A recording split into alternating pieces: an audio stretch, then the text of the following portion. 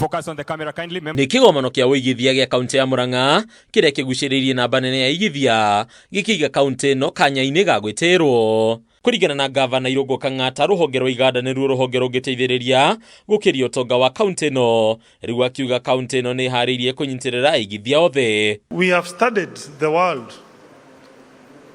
about economic development, and we have realized that there is no single country that has ever become rich without industrialization and manufacturing. Murang'a can really be the hub of agro-processing for the country, Your Excellency.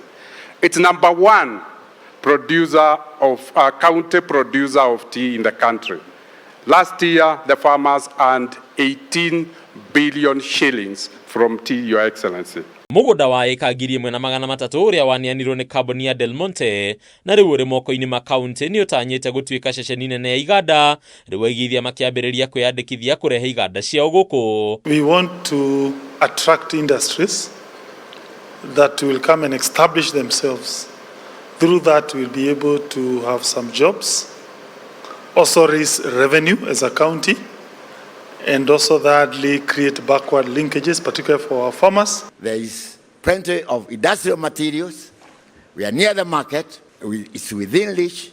If you lay your egg down in where we are, because we are in Murang'a, in the next 5 minutes is on the pan in Nairobi, and therefore you have the market. And you have your money in your pocket. Niguo kugacirithia ceceni ino, President William Ruto nieranire gutigirira waki wa barabara na uthii wa na mbere gicigo-ini giki ni wakinyanirio niguo kuguciriria igithia. Kenya's real strength lies at the grassroots. It is our counties that comparative advantages in agriculture, manufacturing, energy, ICT, infrastructure and tourism becomes visible. To fully unlock this potential, we must develop strong and competitive value chains. But Your Excellency, I will fail if I don't remind you that also Murang'a is number one avocado producer in Kenya. So we can also put our factories for avocado processing. We stop selling fruits, we sell oil.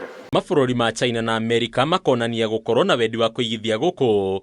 Muikarĩri gĩtĩ wa rũgamĩrĩria nene kuma mabũrũri maya merĩ Robert Tan agitariria wendi wao wa gukorwo makĩigithia guku Murang'a. So because of the US-China, trade conflict, so the tariff is going very high.